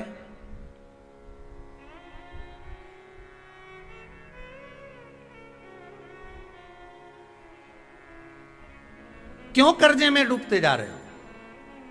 क्यों घाटे में जा रहे हो? घाटा लगने का कारण क्या है? कर्जा होने का कारण क्या होता है मालूम है आपको? कर्जा होने का कारण यह है अपनी शान सत्ता को, अपनी शोहरत को दुनिया तक ले जाकर दिखाना, अधिक खर्च करना, जोड़ना कम, कमाना कम, और खर्च अधिक कर्जे का कारण। कई लोग कहते हैं गुरुजी हमने तो हमारी बेटी की शादी करना थी इसलिए कर्जा हो गया। बेटी ने कहा था कर्जा करो? जो लड़के वाले धन मांगे, क्यों दो बेटी ऐसे घर में कि कर्जा करना पड़े? बेटी के भाग्य में अगर सुख लिखा है तो सुख मिलेगा, उसके किस्मत में दुख लिखा है तो दुख मिलेगा। अच्छा, खूब पेट्रोल पंप देखा, गाड़ी देखी, बंगला देखा, भाग्य में भी तो गाड़ी बंगला होना चाहिए, भाग्य में भी तो पेट्रोल पंप होना चाहिए, भाग्य में भी तो जमीन जायदाद होना चाहिए। वो कहां से लेकर आओगे? कर्जा हो गया तो हो जाने दो, तो भी कथा कह रही है। व्यापार में घाटा जा रहा है तो भी कथा कह रही है। घबराना नहीं है अपने को, बिल्कुल नहीं घबराना अपने। ऐसा कोई मनुष्य संसार में दिखा दो जिसको दुख नहीं हो, जिसको दुख नहीं हो। एक संत तालाब के किनारे बैठकर तप कर रहे हैं, उनको दुनिया के लोग कहते कितना जोरदार संत है, इसको कोई दुख नहीं है। वो तप कर रहा था, वहीं पे एक बगुला आ गया मछली को पकड़ने के लिए। संत ने देख लिया, आंखें खोल के बगुला को भगा दिया। संत 2-1 साल बाद मर गए, प्राण छूट गए। ऊपर गए तो कहा इनको नरक में पटक दो। तो संत ने कहा हमने क्या बुरा काम करा, राम राम जपा, कृष्ण नाम जपा, भगवान का भजन किया, और तुम कह रहे हो कि नरक में भेजा? क्यों भेजा, किस लिए? तो कहा बगुला का व्रत था, 1 महीने से उसने भोजन नहीं किया था, उसका भोजन वहीं पर लिखा हुआ था, उसको वो मछली पकड़ना थी, खाना थी, पर तुमने भगा दिया, इसलिए तुम्हें नरक भोगना पड़ा। ठीक है। अब इनकी गादी पे दूसरे संत को बिठाया, दूसरे बाबा को बिठाया। अब दूसरा बाबा बैठा तो गुरुजी ने सपने में आकर कहा बेटा बगुला बिल्कुल मत भगाना। ये भी तप करने बैठा, बगुला आ गया, इसने नहीं भगाया। ये भी 2 साल बाद मर गया, प्राण छोड़कर ऊपर गए, तो इसको भी नरक मिला। इसने पूछा मेरे को नरक काय के लिए भेज रहे हो? तो क्या बेचारी मछली पानी में से पुकार रही थी कि तू संत है, साधु है, गुरु है, मुझे बचा ले। एक जरा सी ताली बजाता तो बगला भाग जाता, पर तूने सामने देखकर भी मछली का भक्षण करवाया, इसलिए तुझे नरक भेजा।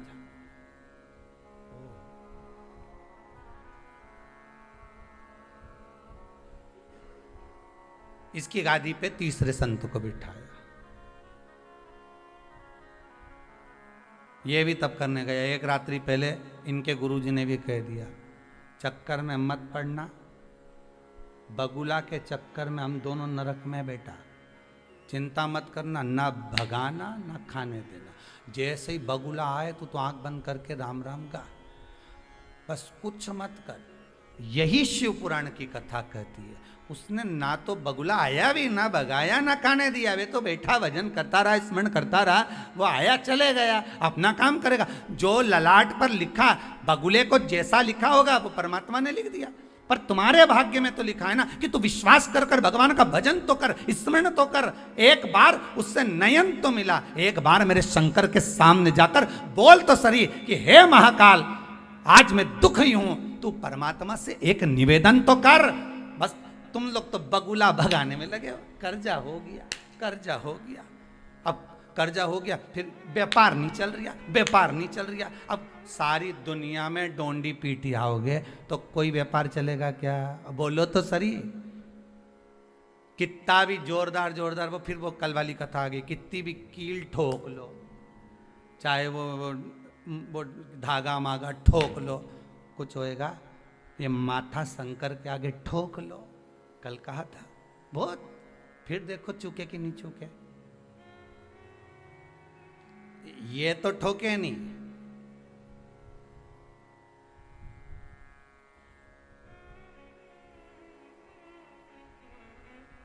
हम तो बड़े दुखी हो गए गुरुजी, इतने दुखी कि मर जाए तो क्या करे। तो मर भी जाओगा तो करोगा क्या, आना तो पड़ेगा, वापिस जन्म लेना पड़ेगा, फिर पुनरपि जननम पुनरपि मरणम। का मतलब है, इसलिए पूरी ड्यूटी करके जा।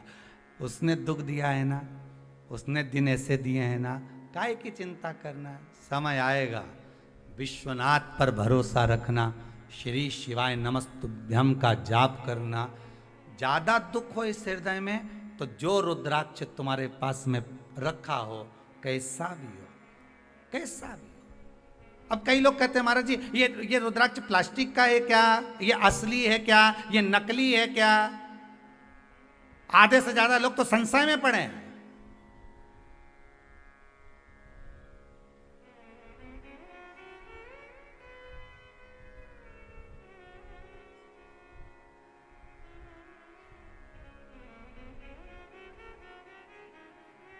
आधे से ज्यादा लोग संशय में पड़े हुए कि ये असली है क्या, ये नकली है क्या। अरे नकली भी है ना, विश्वास तो असली है। अरे बोलो तो सही, विश्वास तो असली है। जहर का प्याला राणा जी ने ला कर दिया। मीरा भाई कहती है वारे प्रभु, आज सवेरे सवेरे खीर मिल गई, गजब करा रे मेरे सावरिया। अब राणा जी तो मुस्कुरा के बोल रहे, इतना हला हल विष दिया है मीरा को। और मीरा कह रही आज भगवान के भोग लगाने के लिए खीर आ गई है। कौन सा त्योहार है आज जो खीर आई है। तो मीराबाई के याद आया त्योहार में बार तो कुछ भी नहीं है, पर बना ली होगी खीर, इसलिए प्रसाद में आ गई। मीराबाई ने वही विश्वास था, भगवान के सामने रख दिया, कटोरा लेके बैठ गई और सांवरिया जी से क्या खाओ। तो रुक्मणी जी पूछ रही प्रभु आज तो आपने मीरा जी के यहाँ जाने में बहुत देरी कर दी। भगवान बोले जाने में देरी नहीं करूं तो क्या करूं, ये तो पूतना की बेन बने जा रही।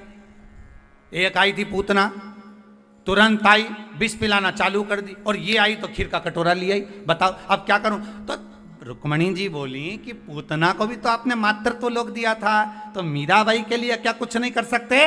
भगवान कहने लगे बस अब चिंता मत कर। मीराबाई ने जो कटोरा भगवान के मुख से लगाया, भगवान छूते ही उसको अमृत कर दिए। ले अब पी ले तू। और मीरा ने पिया। विश्वास था जहर अमृत बन गया, कर्जा हो गया अमृत हो जाएगा। दुकान नहीं चल रही, व्यापार नहीं चल रहा, अरे करो तो सही। जो रुद्राक्ष है उसको 5 दिन 7 दिन घृत में गाय के घी में डाल के रख दो। उसको गौ माता के घी में डाल के तो रखो उस रुद्राक्ष को।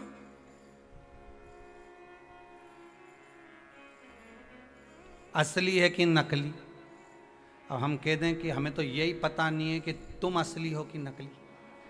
अब संसार है दादा, ये बात तो कह नहीं सकते। हीरा को परखइयो राम कोई नहीं रहे। तुम्हारे हाथ में जो हीरे की अंगूठी है किसी व्यक्ति को ले जाकर दिखा देना। एक सुनार को दिखाओगे, हाँ है अच्छी तो है परंतु ये इतनी कीमत की। हाँ तुम कितना बता रहे हो, तो क्या हमारी कीमत मत पूछो, तुम तो ये बताओ कितना का पुखराज है। अब पुखराज ऐसा लग रहा है कि देखा दाखी करके बोले 5-1 हज़ार रुपये का तो होगा। अच्छा फिर दूसरे जोहरी के लिए जाना, पुखराज कितने का, तो क्या 15,000 का। और जोरदार के पास जाना तो क्या ये 20,000 तक का है। कहीं का तो कह देगा नकली दिखे रे, कहीं असली पुखराज है। हीरे की अंगूठी पहनने वालों के भी हीरे को अगर भाव लगा पूरी दुनिया में मालूम करके देखो, अलग अलग जगह पर जाकर मालूम करना हीरे की, ये कोई ठीक नहीं देखो, कोई ठीक नहीं। पर कोई परखदार मिल जाएगा, ले जाएगा। कहीं लाखों का हीरा है, बस विश्वास अगर पक्का है। असली और नकली के चक्कर में मत पड़िए। वो कौन सी थी रे, गीता और सीता, इनके चक्कर में मत पड़िए। ये असली की ये नकली, राम जी ये असली ये नकली। हाँ यहाँ तो आदमी समझ में नहीं आए कि असली है कि नकली है। रुद्राक्ष देख रहे हैं, एक मुखी चाहिए। अब जो लेने आया उसका भी मुंडा देख लो, तू कितने मुखी है। पहले ये भी तो देखा जाए, पहनने वाले को भी तो देखो ये कितना मुखी है। अपनी बात पे टिके ही नहीं। थोड़ी देर में कह दे ऐसा, थोड़ी देर में कह दे वैसा, थोड़ी देर में कह दे ऐसा, थोड़ी देर में कह दे वैसा, दिन रात झूठ कपट छल बेईमानी का दिन रात करे और कह के एक मुखी रुद्राक्ष दे दो। भगवान सोचे एक वृक्ष में एक मुखी रुद्राक्ष केवल साल में एक बार आता है, तो भगवान भी कहता है एक मुखी मिलना कठिन है, संसार सागर में एक मुखी बोलने वाला भी मिलना कठिन है, बस कहेगा तो मीठा बोलने वाला मिल जाएगा। अरे सब तुम्हारी तारीफ करने वाले मिलेंगे, सारी दुनिया के लोग खूब तारीफ करेंगे, कमला भाई ऐसी जोरदार कहीं के ना, भेरू सिंह इतना बढ़िया, वो तो कहीं का एक मुखी हो ही नहीं तो मुंडा पे के चले जा, ऐसा भेरू सिंह घना देखिया, एक मुखी हो तो क्या रुद्राक्ष एक मुखी ढूंढ रहे हो तो तुम भी तो सोचो कि रुद्राक्ष का असर कब होगा। अब क्या कहे, हमने तो एक मुखी रुद्राक्ष लिया गुरुजी, कितना का मिले ही नहीं, फिर 40,000 खर्च करे। हम गए थे नेपाल पशुपतिनाथ का दर्शन करने, काठमांडू से लेके आया, हमने कहा दिखा दे जरा, उन्हें जो रुद्राक्ष दिखाया, हमने कहा जोरदार है, तो क्या ये हम पहनता तो 3 साल हो गए पर असर नहीं आई रहा, तो हमने कहा रुद्राक्ष तो एक मुखी है पर तू ना जाने कितने मुखी, रुद्राक्ष असर जब करे जब एक मुखी रुद्राक्ष पहने तो एक मुखी आदमी होना चाहिए, असर भी तो करना चाहिए। अब वो हमसे पूछे कि गुरुजी आप बताओ एक मुखी कैसे होते हैं, हमने कहा बाद में कभी कथा होगी तब सुनाएंगे, अभी तो तू जा राधे राधे गा भगवत भजन करो। दुनिया कितने भी दोष देखे, दुनिया कितने भी ताने दे, दुनिया कितने भी अपशब्द खाए, तुम भजन चित्त में लगे रहो ना, तुम्हारा विश्वास क्यों डोले साहब।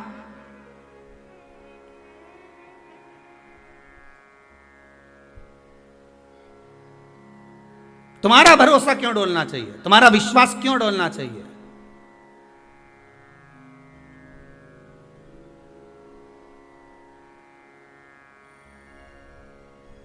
जब तुम विचार कर बैठी हो कि मेरा विश्वास नहीं डोलेगा तो फिर क्या को डोले। तुम तो जैसे वो भजन गाती है ना पुरानी माताएं, कितना जोरदार गा, तांबा का हंडा तातो धरो पानी, नीनाए भोला नवा के रहूंगी, भोले को अपना, अरे बोलो तो जम के बना के रहूंगी, सोना की थाली में भोजन परो, नी खाए भोला खवा के रहूंगी। अब बस इस तरह से विश्वास रख करके नहीं खाएगा तो मैं भी नहीं खाऊं जा। नहीं रोज तुम भगवान के सामने थाली ले जाके रखते हो, बोलो रखते कि नहीं रखते, अपने घर में भोग लगाओ कि नहीं लगाओ भगवान के सामने, तुम शक्कर भी ले जाके रखो, तुम भोजन की थाली भी ले जाके रखो, कभी तुम्हारे मन में आए तुम्हारे छोरे को तुमने रोटी दी नहीं खाए तो तुमने कितनी जम के चिल्लाई, खा रिया कि नहीं खा रिया। सीधी तरीके से दोनों रोटी फिनिश हो जाना चाहिए, साफ हो जाना चाहिए, नहीं तो सोच लेना अब छोरा नहीं खा रिया रोटी तो तुम क्या करोगी, बोलो चौका छोड़ के आओगी कि नहीं आओगी। देवरानी से कहा ले जरा रोटी उतार, तो अब भी आई जरा इसके और खा जल्दी खा, नहीं खाना तो तुम बैठी पालकी लगा के रोटी तोड़ी सब्जी में मिलाई, इके पकड़ा इसका मुंडा में खिलाया, बोला खिलाया कि नहीं खिलाया। कभी तुमने भगवान के साथ ऐसा करा कि नहीं खाए तो आज खिला के मानूंगी, अरे बोलो तो जरा। और जब छोरा को तुम इतने प्रेम से नहीं खाए खिलाऊंगी, ले खाए कि नहीं खाए, और दोष दिया खा, खाए कि नहीं खाए बोल, मुंडा खोल, खाए कि नहीं खाए, इन रोटी तोड़ी। अब छोरा आंसुड़ा बहाते जाए, खिलाते जाए, माँ क्यों खिला रही है, क्योंकि ये दुबला हो जाएगा, बीमार पड़ जाएगा, 4 दिन नहीं खाएगा बीमार हो जाएगा, तो माँ उसको खिला रही है, प्रेमवश खिला रही है। तुम कभी प्रेम से भगवान से झगड़ा करके बता सुने कि नहीं सुना, पर तुमने तो केवल थाली रख दी, भगवान के आगे ऐसे घंटी हिला दी, थोड़ा सा पानी था ऐसा फेर दिया, भगवान के भोग लगा के थाली ले गई, अंदर खुद जाके निपटा गई, ले जा। और आस क्या कर रही है कि भगवान तो हमारी सुन ही नहीं रिया, भगवान के जैसा प्रेम से छोरा को खिलाए ऐसी तो कभी हमें नहीं खिलाई। भगवान भी सोचे ऐसी प्रेम से एक दिन तो कह दे थी, क्यों रे शंभू, हे शंकर ओ घड़ी रोज रोज पार्वती माता से टिक्कड़ बनाकर खाते हो, आकड़िया की रोटी बनाई, काकड़िया की साग, रोज रोज चूरमा खाते हो, कभी मेरे हाथ का भी तो खाकर देखो। आज तुम नहीं खाओगे ना, जब तक मैं भी नहीं खाऊंगी। विश्वास करना, चीटा बनकर आए, चींटी बनकर आए, झिंगुर बनकर आए, चूहा बनकर आए, वो किसी भी रूप में आएगा, तुम्हारा भोजन कर कर जाएगा जरूर, यह पक्का। विश्वास होगा तो परमात्मा। अब क्या कि हमारे तो बस कुछ ऐसा हो जाए कि भगवान हमारा ये सारा दुख समाप्त हो जाए। भगवान तो बोले मैं तो दुख समाप्त करने के लिए आया। सही है कि गलत है? भगवान क्या करे? भगवान तो दुख ही समाप्त करे, पर तुम्हारा विश्वास भी तो जागृत करो। कभी तो क्यों, जैसे छोरा के क्यों कि खाए कि नहीं खाए, कभी तो क्यों ओके कितने प्रेम से खिलाए। रसोई घर छोड़ के आ गई, 10 काम छोड़ा, पटका, तब जाके उसको खिलाया।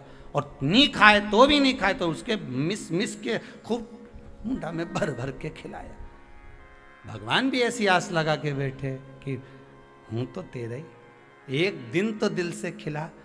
तेरे यहाँ शादी होती है, सारे मेहमानों के लिए हाथ जोड़ जोड़ कर पूरी रात के 8 बजे से लेके 11-12 बजे तक, जब तक मेहमान आए हाथ जोड़ के खड़ा रहे, लो साहब खाओ, लो साहब खाओ, आओ साहब खाओ, आओ साहब खाओ। कभी मेरे सामने आकर बस एक बार थाली रख के यूं कह देता कि प्रभु बहुत दिन हो गए रे, आ और मेरे यहाँ पा, तो मैं दौड़ कर